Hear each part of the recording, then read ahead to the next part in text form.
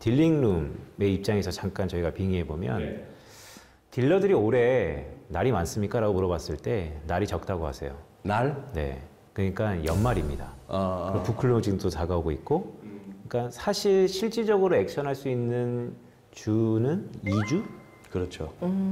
그러면 되게 거래가 스퀴즈 될 수 있어서 이럴 때 진폭이 크잖아요. 네. 이럴 때는 사실 어떻게 해야 될까요? 연말 거의 마감 시즌인데 기업들이나 딜러들이 의문이 좀 많을 것 같은데요. 사실 연말에는 이미 북클로징은 시작이 됐기 때문에 이미? 롯데은행 같은 경우는 네. 저희가 한 11월 초 지나가면은 슬슬 거래량이 빠지는 게 보이거든요. 연말에는 사실 안 건드는 게 제일 좋긴 하죠. 솔직하게 말씀드리면 저도 지금 이제 제가 딜링룸에 있다 보니까 딜러들하고 같이 얘기를 해보면 뭐 떨어지는 칼이랑 위로 올라가는 칼 두 가지를 갖고 노는 거기 때문에 이런 패가 선택지가 많지 않을 때는 사실 관망이 제일 좋은 방법이라고 생각을 하고 그리고 뭐 우리가 꼭 팔아야 되는 플로우 물량 위주로 소화를 하시는 게 맞을 것 같습니다. 굳이 여기서 뭐 좀 더 좋은 가격에 환해지를 더 하겠다 이런 거보다는 그냥 딱 플로우 물량 정도만 소화하고 사실 지켜보는 게 제일 마음이 편하죠. 내일이 아니게 되면 재밌게 볼 수 있거든요. 근데 이제 내일이 되면 그때부터 하루 종일 HTS 켜놓고 그렇게 봐야 되기 때문에 뭐 좋은 방법은 아니죠. 이코노미스트라는 사람이 여기 앉아갖고 해줄 얘기도 아니긴 하지만 일단 연말에는 사실 변동성이 커지다 보니 관망이 가장 좋은 방법이다. 그리고 뭐 관망하면서 우리가 지금 힌트로 삼을 만한 게 이제 벌써 머지 않았어요. 네. 이제 원래 마지막 12월 FOMC가 있잖아요. 맞습니다. 그 뭐 용어 자체가 피봇 했는데 피봇은 아닌데 피봇은 연준이 금리 인상 긴축에서 완화로 돌아야 피봇이지. 여기서 이게 피봇이지. 여기서 다다다다 뛰던 놈이 좀 살살 뛴다고 피봇이라 하면 안 되는 거지. 75, 4번 하고 야가 50bp, 25bp 간다고 피봇 했는데 피봇이 아니라니까. 근데 어쨌거나 막 피봇하고 있는데 그러니 지금 딱 시나리오는 그거 아니에요. 12월에 50bp로 하는 거 아니에요. 75bp 자이언트 스텝 4번 밟고 이제 뭐 50bp 정도로 하면 그게 애초에 9월 달에 제시했던 점도표대로 아무것도 9월 점도표에서 그동안 달라진 건 없는데 이걸 갖고 지금 한 3, 4개월 동안 시장은 상상 임신해가면서 오만 짓 다 한 거야. 연준이 이제 뭐 끝내나 보다 뭐 이러고 있는데 그러나 얼추 지가 5% 갈 것 같으면 4%고 5.25를 가든 뭐 5.5를 가든 4%란 얘기는 거의 8분응선은 왔단 얘기지. 그죠? 금리 인상에 긴축에. 여기서 진짜 슬쩍 며칠 전에 블라드가 힌트 줬던 7%까지 가는 최종금리가 가는 그 상황이면은 쟤들은 완전 양아치고 작년에는 일시기를 해갖고 속이고 이제는 뭐 한 4.5나 5 정도면 끝날 것 같은 금리 인상을 만약 7%까지 간다 이거는 저희가 있는 거예요. 그거는 세상 완전히 죽이고 저거 혼자 독식하겠다는 얘기지. 그런 식으로 가면은 진짜 양아치고 한 클릭이나 두 클릭 더 올라가느냐 뭐 이런 것도 한번 확인해보고 그랬을 때 증시가 지금 쪼르냐 그러면 달러는 다시 강해지느냐 그걸 조금 확인하시면은 지금 여기서 이제 뭐 개봉 박도인데 미리 예견해서 뭐 할 거는 없다고 보죠. 그러면 아까 질문의 원천적으로 지금 연말에 다들 북클로징을 좀 당기고 있는데 12월 FOMC까지 확인하고 가는 심리가 많을까요? 아니면 좀 너무 머리 아프니까 그 이전에 좀 포지션을 정리하자. 어느 쪽이 좀 이번에는 클까요?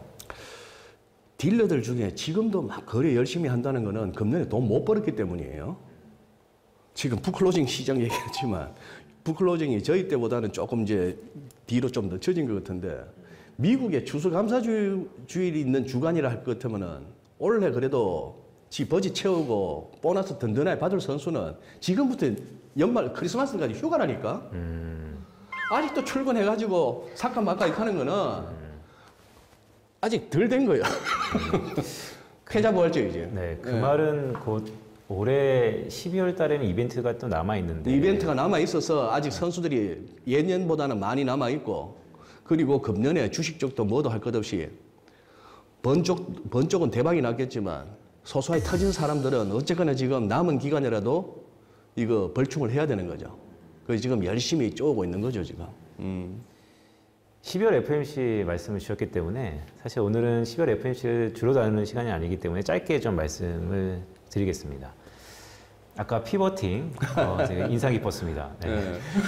그 농구를 할 때 피벗이 매우 중요한데요. 피벗 뒤에는 수비하는 사람이 있어요. 네, 왜냐하면 피벗이라는 게 방향 전환으로 공격 포인트를 올리는 거기 때문에 그것을 예측하고 수비를 하고 있습니다. 그게 시장 참가자들이 지금 연준을 바라보는 의미죠.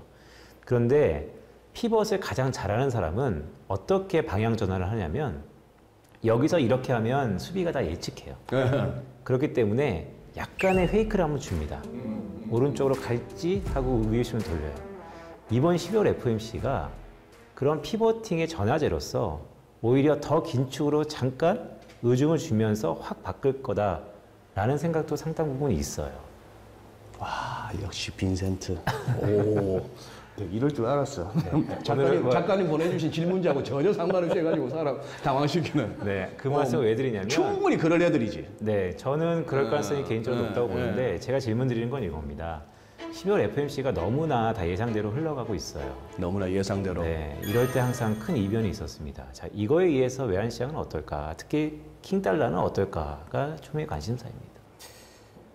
지금 시장에서 지배적으로 얘기하고 있는 50bp 인상으로 속도 조절 정도가 된다면 이미 가격에 다 반영이 돼 있지 않나라는 생각을 가장 많이 하고 있고 연방기금 선물은 5월, 6월 정도에 금리 고점 찍고 빠지는 거 프라이싱 되어 있고 니어텀 포워드 스프레드만 보더라도 이제 내년 연말부터는 이제 금리가 인하되는 쪽으로 강하게 베팅을 하고 있거든요. 이미 하고 있다는 거죠. 네, 그 정도 수준이라면 크게 의미는 없을 것 같은데 저도 걱정을 하는 게 이제 결국에 방향 전환을 하기 전에 페이크를 주는 거다라고 생각을 하는데 저는 오히려 점도표 상향 리스크를 좀 더 유의미하게 봐야 된다라고 생각을 하고 있고 그렇게 생각을 하는 이유는 파월 의장이 11월 FOMC 끝나고 기자회견 때 여러 마디를 하셨지만 한 줄 요약을 저는 어떻게 했냐면 너네 이번에 점도표 있었으면 진짜 이걸로 딱 받아들였어요. 너네 옆에서 좀 세게 하시길래 저도 그냥 편하게 너무 재밌다. 딱 그렇게 해석을 했어요. 저랑 저희 딜러들이 뭐라고 했냐면 파월 의장 발언은 한 줄 요약이 된다.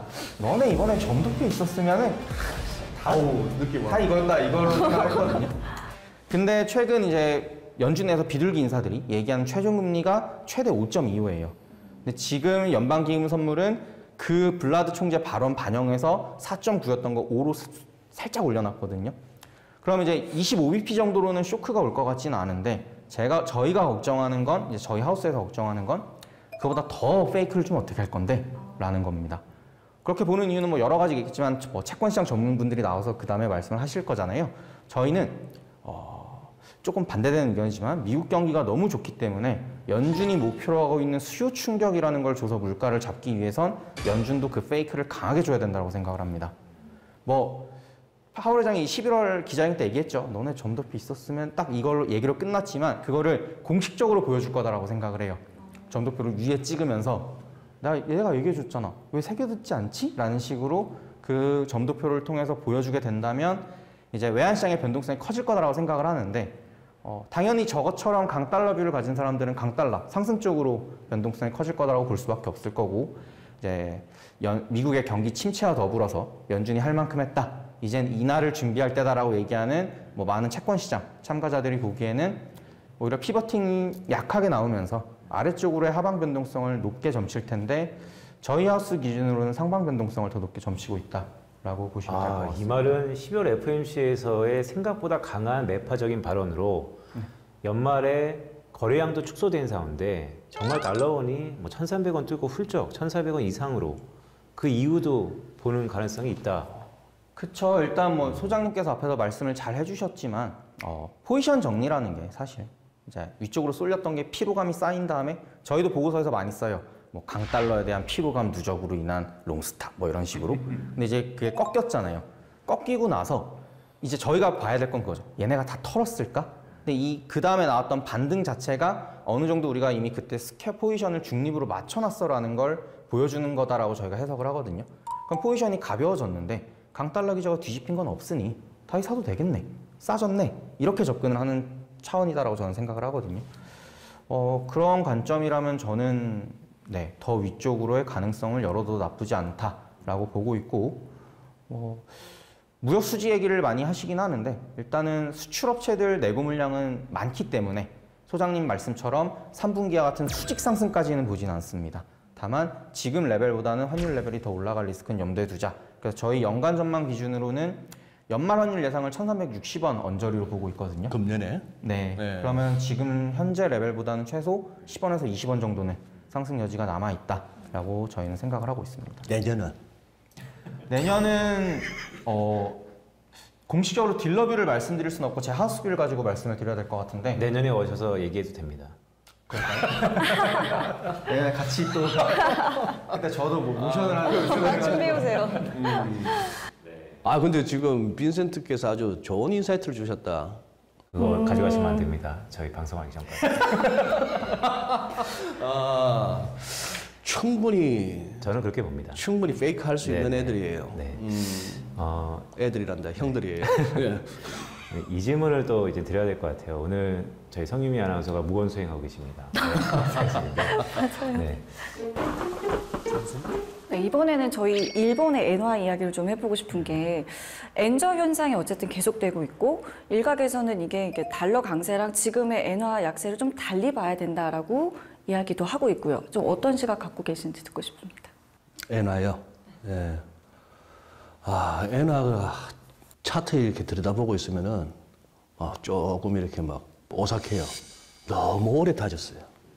너무 오래 다지고 돌아가지고 최근에 봤던 고점이 아닐 수도 있겠다 하는 생각은 드는데 제일 겁나는 거는 또 2008년 같은 상황이 올까 봐. 2008년에 금융위기 왔을 때 전부 달러 없어 절절 매면서 우리 달러 환율이 그때 뭐 900원 깨니 많이 하던 놈이 뭐 순식간에 1,000원, 1,200원, 1,300원, 1,597원 뭐 이런 상황까지도 왔잖아요. 우리는 또 그때 유난히 심했고 다른 데도 그래서 달러가 강했는데 그때 유독 달러엔 환율만 떨어지면서 엔이 강해가지고 그때 이후로 우리 시황쟁이들이 맨날 그랬어요. 안전통화 엔화. 미국 주식 빠지면은 달러엔 환율이 떨어지면서 엔화가 강해지면은 그래서 안전통화인 엔화 쪽으로 매수세가 쏠렸다 이렇게 얘기했는데 그 참 이렇게 나이브한 시황이었죠. 그리고 그러면 2008년 금융위기 때 왜 엔만 강해졌어요? 그때 결국은 엔캐리 청산으로 보는 게 맞죠. 네, 그게 뭐 그게 제일 큰. 그러니 워낙에 금리 낮은 제로금리나 다름없는 엔 빌려가지고 그걸로 무슨 뭐 호주 국채를 사도 되고 브라질 가스 사도 되고 미국 주식을 사도 되고 이런 식으로 해서 깔려 있던 게 금융위기 때 그냥 막 부러지니까 다들 청산하고 엔 갚으려니까 엔화에 대한 수요가 늘면서 그래서 다우가 금년 들어서 하락했던 거에 조정 차원의 맥시를 살짝 넘어서기 시작했어요. 아직까지 뭐 S&P 500은 4,000포인트 뭐 한 38.2%도 지금 넘을까 말까 하고 나스닥은 그보다도 한참 아래인데 다우는 그런 상황이라 가지고 연말에 죽을 때 죽을 값이라도 연말에 좀 가자. 산타가 이번에 올란지 모르겠으나 산타 랠리 하면서 그냥 한번 조금 땡기자. 분위기는 올 수는 있을지 모르겠는데 오죽하면 JP 모간의 그 황소 진영의 대장 콜라노비치 같은 선수가 연준이 돌아서려면은 그 친구 입에서도 시장 어디가 부러지든지 자꾸 이 얘기를 한다고요. 다들 마음 한구석에 시장이 이러다가 부러지는 거 아니야?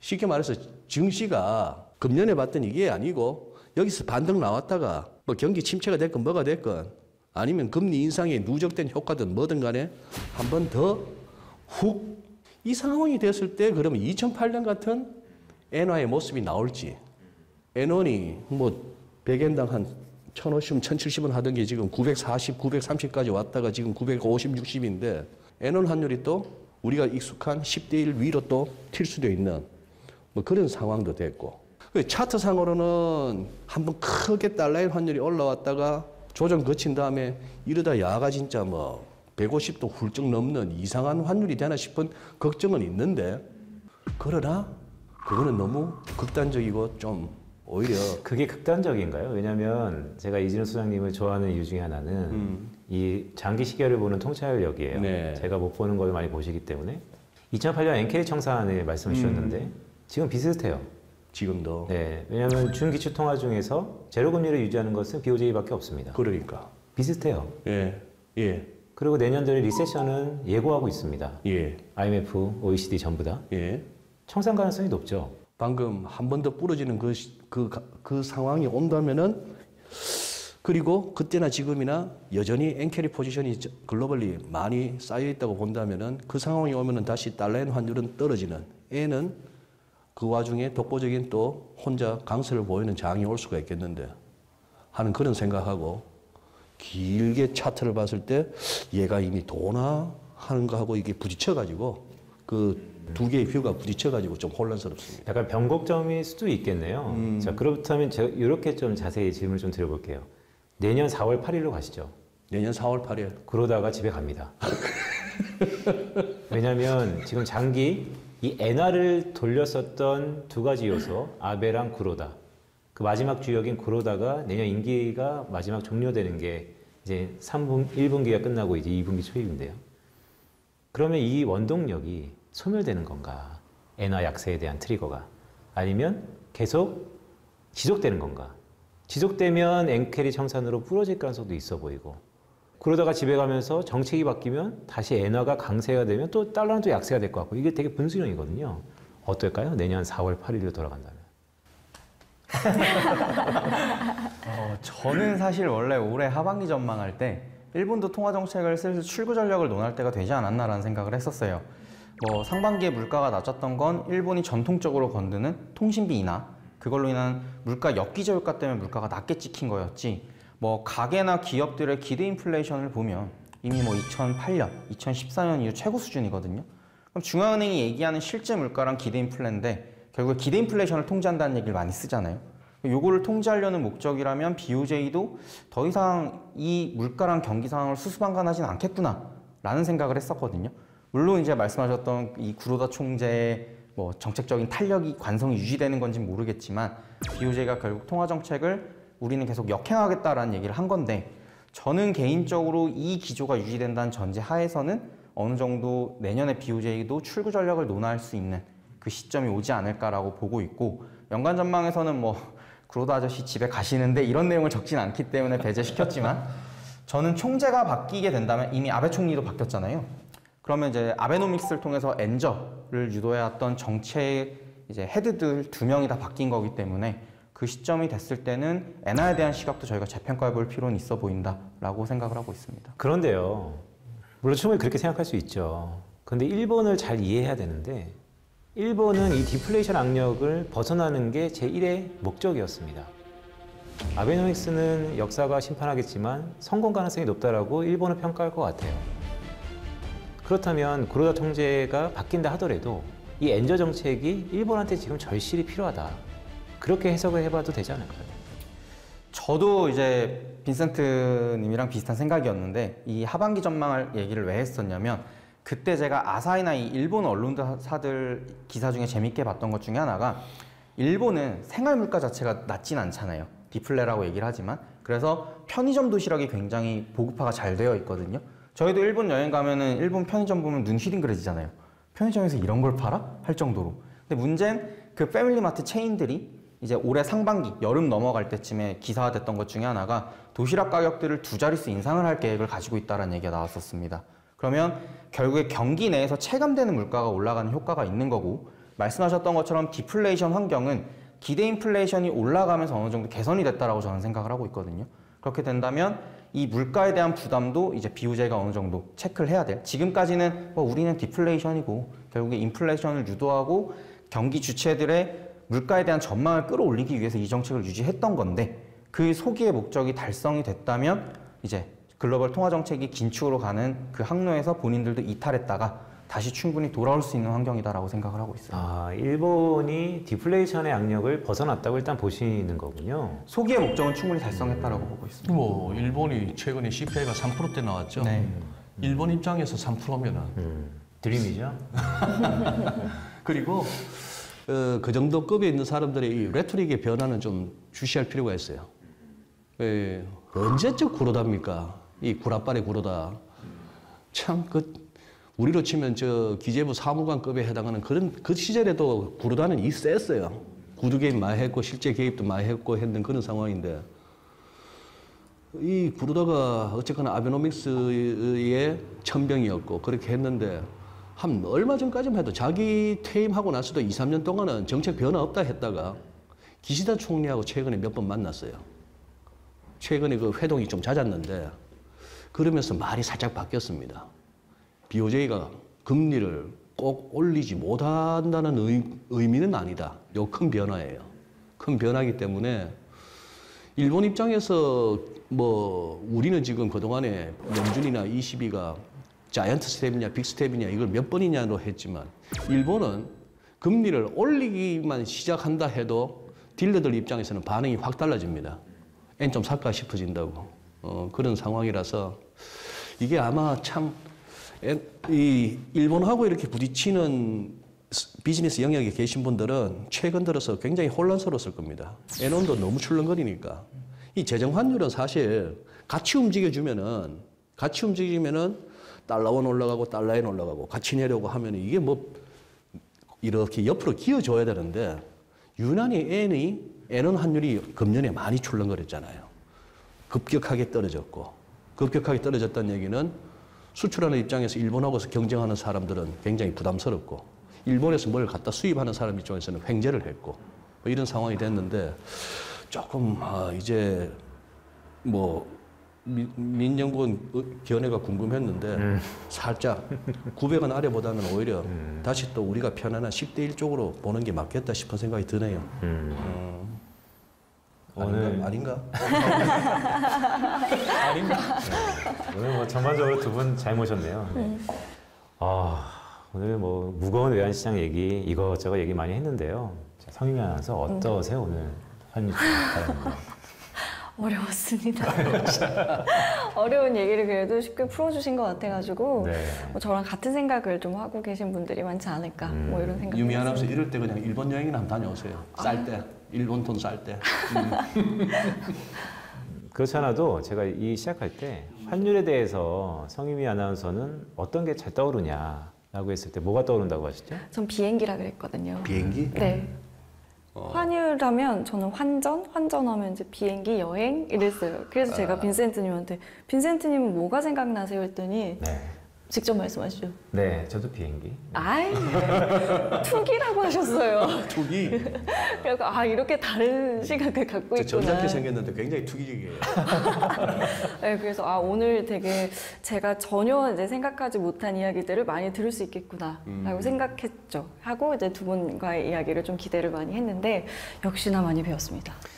네, 오늘 전반적으로 민경원 연구원이 주셨던 강한 달러가 내년도 상반기까지는 지속될 가능성이 높다라는 뷰하고 또한 이진우 소장님이 주셨던 과거에 역사적으로 나왔을 때 달러 패권에 대한 도전의 트리거들 더 나아가서 최근 BOJ를 비롯해서 일본의 그 구로다 총재를 기시한 주변의 멘트들이 조금씩 바뀌고 있는 것들은 좀 유심히 봐야 된다라는 주옥 같은 멘트를 주셨습니다.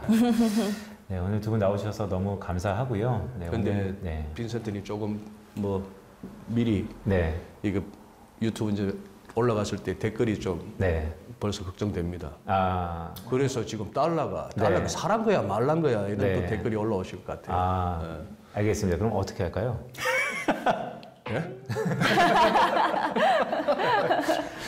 예를 들어서 네. 아니야 이제 환율 대충 뭐 꼭지 봤어 하시는 분들한테는 지금 저희 두 사람이 합창을 하면서 달러 더 오를 겁니다 한다고 해서 그분들이 달러 안 삽니다. 다 이렇게 방송을 보시고 뭐 매체를 갖다가 이렇게 이용을 하시더라도 사람들이 그렇더라고요. 자기 뷰가 있고 자기 뷰를 잘 안 꺾어요. 패널들이 나와서 뭐라 얘기한다고 해서 아마 각자의 그 생각하신 대로 또 대응하실 것 같습니다. 그러니까 그러신 것 같아요. 그러니까 유튜브를 보시는 시청자분들의 전략과 대응이 좀 다르겠지만 자기 생각은 꼭 갖고 계세요. 하지만 나와 다른 생각이 갖고 있던 패널이 나와서 얘기하는 것을 메모하셨다가 예. 그게 벌어지면 또 찾아서 보시고 하시더라고요. 저도 다른 사람 저하고 뷰가 다른 사람의 얘기를 듣고 그 영상을 보는 이유가 내가 놓치고 있는 게 있나 싶어서 그리고 내가 너무 치우쳤나 싶어서 그렇게 이용하시면 좋을 것 같습니다. 알겠습니다. 오늘 중요한 얘기 했는데 끝으로 두 분이 뭐 더 이상 더 하실 말씀이 혹시 있으신가요? 모처럼 봤는데 네. 폼절남이 됐네. 그러니까. 근데 얼굴이 좋아졌어요, 네. 확실히. 근데 여기서 지금 보니까 두 부인이 분 다 챙겨주니까. 너무 좋아지셨어요. 저는 오늘 이렇게 저의 동세대들과 이렇게 대화를 하니까 너무 기분이 좋으네요. 네. 알겠습니다. 저희는 내년도 한 상반기쯤에 외환시장이 정말로 지금의 전망이 지속되는지 아니면 뭔가 바뀌었는지 또 자리를 마련해서 두 분 꼭 모시도록 하겠습니다. 오늘 감사합니다. 예, 고맙습니다. 앉아만 있어도 돈이 모이는 그곳, 세상에 하나뿐인 카페 빈센트. 오늘 전반적으로 환율 시장을 다뤘는데요. 여러분들 많이 도움이 되셨는지 모르겠습니다.